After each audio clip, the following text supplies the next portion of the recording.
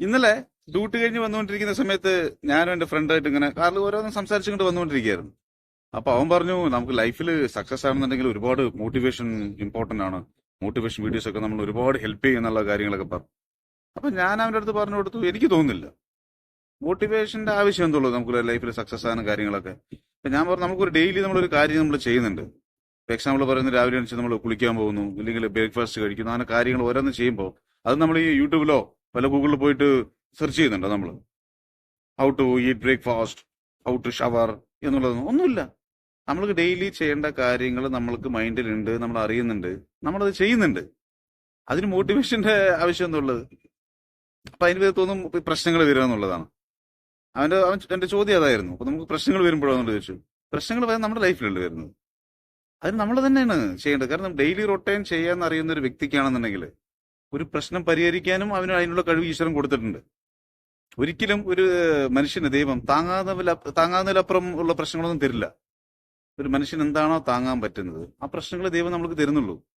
എല്ലാവരും പറയും താങ്ങാവുന്നതിലപ്പുറമാണ്. ഒന്നുമില്ല, അത് നമ്മൾ തിങ്ക് ചെയ്യണം. അങ്ങനെ എന്നെ കൊണ്ട് പറ്റുന്നില്ല എന്നുള്ളത് പറയുമല്ലോ. കൈശ്വരൻ നന്നല്ലാത്തതിന് പെണ്ണിനെ കുറ്റം പറയാന്ന് പറയില്ലേ, ചെയ്യാൻ മടിച്ചിട്ട്. അപ്പൊ നമ്മൾ എന്താണോ പ്രശ്നങ്ങള്, നമ്മുടെ എന്താണ് ശരിക്കുള്ള പ്രശ്നം, എവിടെ നിന്നാണ് തുടങ്ങി, അതൊന്നും നമ്മൾ മനസ്സിലാക്കി കഴിഞ്ഞാൽ തന്നെ പകുതി പ്രശ്നം കഴിഞ്ഞു. പിന്നെ അത് തീർക്കാനുള്ളത് നമ്മൾ ഇറങ്ങിത്തിരിക്കണം. ചുമ്മാ റൂമിൽ ഇരുന്നിട്ടോ ഒറ്റയ്ക്ക് ഇരുന്നിട്ടോ അല്ലെങ്കിൽ ദൈവത്തിന് മുന്നിൽ പ്രാർത്ഥിച്ചിട്ടോ അമ്പലത്തിൽ പോയിട്ടോ ചർച്ചിൽ പോയിട്ടോ അല്ലെങ്കിൽ അവിടെ പ്രാർത്ഥിച്ചിട്ടോ ഒന്നും നടക്കില്ല. ദൈവം പറഞ്ഞത് കർമ്മം ചെയ്യാന്നുള്ളതാണ്. 24 മണിക്കൂർ പ്രാർത്ഥിച്ചിട്ടിരുന്നാലും പ്രശ്നങ്ങളൊന്നും തീരൊന്നുമില്ല. അമ്പലത്തിൽ പോയിട്ട് വഴിപാട് കഴിച്ചുകൊണ്ടും പ്രശ്നങ്ങൾ നമ്മുടെ തീരില്ല.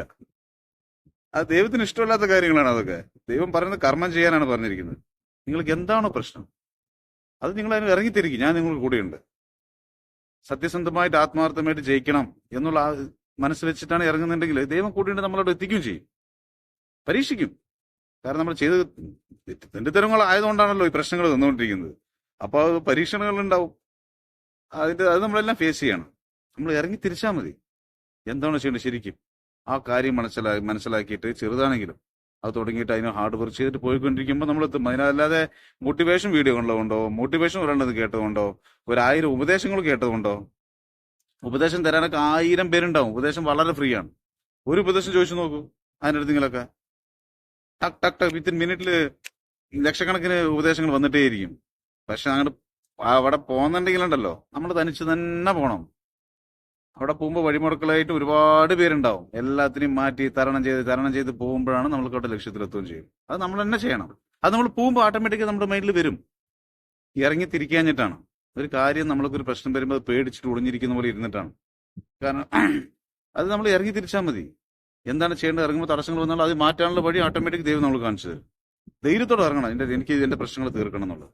അല്ല മോട്ടിവേഷൻ വീഡിയോ കണ്ടിട്ടോ ഉപദേശങ്ങൾ കേട്ടിട്ട് കെട്ടിപ്പിടിച്ചിരിക്കുകയാണെന്നുണ്ടെങ്കിൽ ഇരിക്കുകയുള്ളൂ. നമ്മളുടെ കാര്യം എന്താണെന്നുള്ള പ്രശ്നങ്ങൾ മനസ്സിലാക്കി നമ്മൾ തന്നെ ഇറങ്ങി തിരിച്ചാൽ ഈസി ആയിട്ട് പറയുമല്ലോ, എല്ലാ പ്രോബ്ലത്തിനും ഒരു സൊല്യൂഷൻ ഉണ്ട്. ദൈവം ഒരു വാതിൽ അടയ്ക്കുകയാണെന്നുണ്ടെങ്കിൽ കുഞ്ഞൊരു വാതിൽ അവിടെ തുറന്നിട്ടുണ്ടാവും. വിഷമിക്കേ വേണ്ട.